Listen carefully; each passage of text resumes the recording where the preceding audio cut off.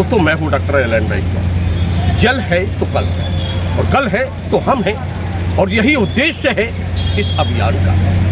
मध्य प्रदेश सरकार के द्वारा एक अभियान का शुभारंभ किया गया है, जल गंगा संवर्धन अभियान। और उस अभियान का आज अंतिम दिन गंगा दशहरा का दिन है, और ये दमोह का वह सरोवर के ऊपर हम खड़े हुए हैं जिसको कहते हैं बेलाताल, अति प्राचीन सरोवर जिसमें स्वच्छता अभियान चल रहा है। हजारों हाथ उठे हुए हैं इस सरोवर को स्वच्छ बनाने के लिए। लगातार प्रयास जारी है। प्रशासन के जनप्रतिनिधि अच्छा आपको जानकारी दे दें कि इस सरोवर को स्वच्छ बनाने के लिए एक संदेश देने के लिए दमोह के तत्कालीन सांसद तथा भारत सरकार के पूर्व केंद्रीय राज्य मंत्री प्रहलाद सिंह पटेल ने लगातार इसमें श्रमदान किया। और ये जो श्रमदान होता था, उस श्रमदान में सिर्फ समय होता था, उस समय के साथ समय पर समाप्ति हो जाती थी, एक आए या अनेक आए, लेकिन प्रारंभ हो जाता था संदेश देने का कि हम अगर अपनी जिम्मेदारी को निभाएंगे तो निश्चित रूप से एक न एक दिन सफलता हमारी कदम जरूर मिलेगी। हम चलते हैं, उनसे चर्चा करेंगे जो प्रतिनिधि के रूप में एक सेवाएं दे रहे थे दमोह में। नरेंद्र बजाज एक जाना माना नाम है और लगातार जमीन से जुड़े रहते हैं। बजाज जी, बहुत बहुत स्वागत है आपका। धन्यवाद। बजाज जी, आज ये फिर एक अभियान प्रारंभ हुआ है, क्या कहेंगे? आज मुझे बहुत खुशी है कि हमारे पूर्व सांसद और भारत सरकार में रहे केंद्रीय मंत्री और आज मध्य प्रदेश सरकार में कैबिनेट मंत्री माननीय श्री प्रहलाद सिंह जी पटेल ने जो सपना देखा था, वो लोगों को आज साथ उनका संदेश समझ में आया है। और वो आज बेलाताल में इस तरह का जो जल संवर्धन अभियान के दौरान कार्य हो रहा है। मैं इस बारे में सिर्फ एक ही बात कहना चाहता हूँ, जल संवर्धन जो अभियान चलाया जा रहा है, निश्चित रूप से आप देखिए कि जल की कमी चारों तरफ है।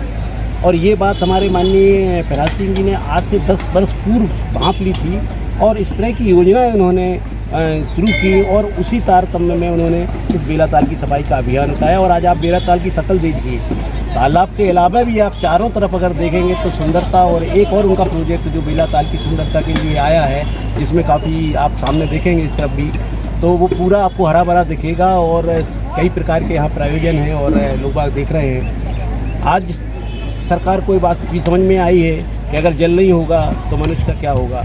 आप अमृत सरोवर के माध्यम से देखें, चाहे किसी भी योजना के अंतर्गत देखें कि कुओं को बढ़ाया जा रहा है, पुराने स्रोतों को फिर से उसको जीवित किया जा रहा है, तो निश्चित रूप से अगर जल नहीं होगा तो मानव जीवन इस संसार में नहीं रहेगा। और ये बात हमारे प्रेरणादायक और मार्गदर्शक श्री प्रहलाद जी ने 10 साल पहले मुझसे कहा था कि आज अपने को जो पानी मिल रहा है, आप निश्चित रूप से देख लेना कि इसकी स्थिति क्या होगी। और आज मुझे वो दिख रही है। और जिस तरह से बार बार सरकार द्वारा इस तरह के अभियान चलाए जा रहे हैं, वो निश्चित रूप से उसी का ही परिणाम है। आज आप देखिए बेलाताल में पहले लोग देखो, मैं कुछ किसी के ऊपर टिप्पणी व्यक्तिगत नहीं करना चाहता हूँ, ना कहना चाहता हूँ। आज भी काम करेगा तो उसकी आलोचना होगी। घर में बैठ के किसी के प्रति लिखना, वो आदमी नाकारा है, को जो करता नहीं है। जो करेगा उसकी आलोचना अवश्य होगी। लेकिन मुझे आज इस बात की खुशी है कि लोग बागों ने उनके संदेश को समझा और लोग बाग आज बेलाताल में एकत्रित होकर सफाई कर रहे हैं। और आगे भी दमोह के और जो भी तालाब हैं उनमें भी इस तरह की अभियान चलना चाहिए और सफाई होकर अपन को जल संरक्षण करना चाहिए। वजह जी, आज स्वच्छता अभियान का चल रहा है और आज मशीनें भी यहाँ पर काम कर रही हैं। आपको नहीं लगता कि काफ़ी देरी हो गई है? अभियान अगर पहले चल जाता तो गहरीकरण काफ़ी हो जाता। निश्चित रूप से आपकी बात बिल्कुल सही है। मानसून सर पर है और मेरे ख्याल से 2 या 3 दिन में पानी आ जाएगा। अगर यही योजना हम कुछ हफ्ते पहले या 10 दिन पहले बनाते तो आज इसका स्वरूप कुछ और होता। और निश्चित रूप से ये भी आप जानते हैं कि जब सरकारों में इस तरह की योजनाएँ बनती हैं तो फाइलें जब एक टेबल से 2 टेबल पहुँचती हैं तो समय तो लग जाता है। निश्चित रूप से मैं तो ईश्वर से कृपा करूँगा कि थोड़ा 2-4 दिन में ये जितना भी समय मिल रहा है इनमें ये अपना तीव्र गति से 24 घंटे काम करके इसकी सफाई करवा लें तो बेहतर होगा। आपने एक और बात कही कि चारों तरफ सौंदर्यीकरण हुआ है, बहुत अच्छी बेहतर व्यवस्था हुई है। प्रहलाद जी यहाँ पर जब सांसद हुआ करते थे, केंद्र में मंत्री हुआ करते थे, उन्होंने करोड़ों रुपए की सौगात दी। सौंदर्यीकरण लगभग पूरा, सरोवर का काम बहुत सारा बाकी। किस प्रकार का सौंदर्यीकरण है और क्या योजना है? यहाँ एक ITBT के द्वारा पर्यटन विभाग द्वारा एक माननीय जब तत्कालीन पर्यटन और सांस्कृतिक विभाग थे तो एक प्रोजेक्ट यहाँ आया था, जिसके तहत यहाँ आप देखिए वहाँ जाएंगे तो एक ओपन थिएटर है, बच्चों का खेल का मैदान है, जिम वगैरह है, वहाँ फूड कोर्ट वगैरह है, जैसा कि पिछले दिनों भी हम लोगों ने देखा था। उसके अतिरिक्त हम लोगों ने यहाँ वृक्षारोपण का बहुत सारा कार्यक्रम किया है और चारों तरफ क्या है, शहर में कोई एक ऐसा स्थान नहीं था जिसमें बुजुर्ग बच्चे शाम को या सुबह टहलते हुए आए, और आज वो स्थिति है कि वहाँ संपूर्ण रूप से एक ऐसा आपको प्रायोजन दिया जा रहा है कि लोग आएंगे और यहाँ आकर अपना आनंद लेंगे। आपने एक बात कही अभी बीच में, तो अवसर का लाभ उठाते हुए वो भी प्रश्न हो जाए कि 10,000 वृक्षों के यानी पौधों के का रोपण करने का एक लक्ष्य बना हुआ है जरारू धाम। क्या है योजना?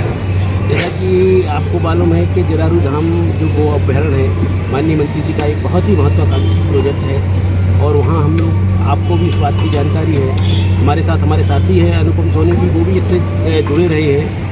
वहाँ जब हम लोग पहुँचे थे तो मात्र 2 पेड़ थे और आज वहाँ हज़ारों की संख्या में पौधे हैं। और ये जल संवर्धन जो आपका अभियान चल रहा है, इसी के तारतम्य में आज हम लोग उसकी शुरुआत कर रहे हैं, जिसमें 200 पौधों का रोपण तो आज करेंगे ही, माननीय मंत्री जी हमारे पशुपालन मंत्री कर रहे हैं। इसके अतिरिक्त माननीय मंत्री जी के द्वारा 10,000 पौधों का रोपण वहाँ किया जाना है, जिसकी हमारी पूरी तैयारी है। सिर्फ हम चाहते हैं कि 1-2 पानी गिर जाए ताकि उनका संरक्षण अच्छे से हो सके। तो 10,000 की हम लोग वहाँ कर रहे हैं, जिसका सिर्फ वृक्षारोपण करना नहीं है हमारा मकसद।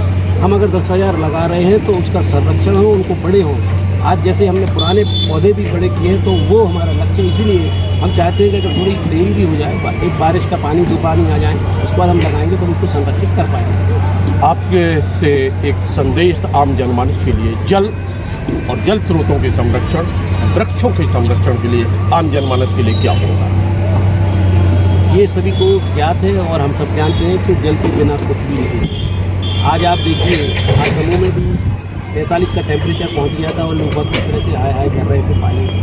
आज पुरानी स्थिति में भी जाएं तो हमारे यहाँ पानी की कमी रही है, लेकिन विगत दिनों में जब ये योजनाएँ आई पानी की ठीक हुई। लेकिन पुनः जब ये टेम्परेचर बढ़ रहा है और जो प्रदूषण बढ़ रहा है, इससे निश्चित रूप से हम पानी के लिए बहुत परेशान हैं। तो हमें अपने पुराने स्रोतों को, जैसे हमारे बुजुर्ग कह गए हैं, उनको फिर से जगाना होगा।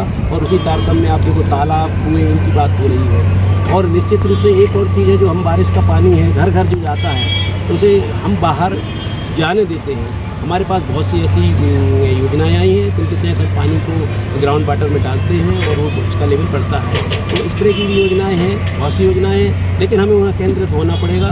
और आज की तारीख में आपको जल, वृक्ष और ये बाकी की जो और योजनाएं हैं उनको अपने को सहेज कर रखना पड़ेगा। तो ये थे नरेंद्र बजाज, जिनसे हमने की है चर्चा। संदेश वही, जल है तो कल है और कल है तो हम हैं। वृक्ष भी लगाना है, यानी पौधे भी लगाना है, उनको वृक्ष भी बनाना है, प्रकृति से जुड़ना है। प्रकृति से हम दूर होंगे तो प्रकृति अपना प्रकोप दिखाएगी। जो दिख रहा था 46 से ऊपर का तापमान तब हो, 50 से ऊपर का तापमान प्रदेश के अन्य क्षेत्रों का। यानी आपने देखा होगा सोशल मीडिया पे कई बार तो ऐसा भी चला कि जो ट्रांसफार्मर हैं उन के पास में उनको ठंडा करने के लिए कूलर भी लगाना पड़े। क्या स्थिति होगी अगर हम नहीं चेते? तो प्रकृति अपना जवाब देगी और आने वाला भविष्य, जो हमारे आने वाली पीढ़ी है, उसके लिए होगा नुकसानदायक, विनाशकारी। और इसलिए विनाश से बचने के लिए वृक्ष भी, पौधे भी लगाएं, संरक्षण भी करें, प्रकृति से जुड़ें। जल और जल के स्रोतों का संरक्षण और संवर्धन करना आवश्यक है।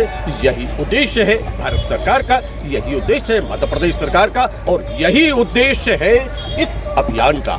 जो हमको मिला।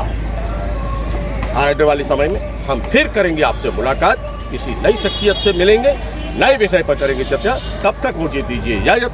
नमस्कार।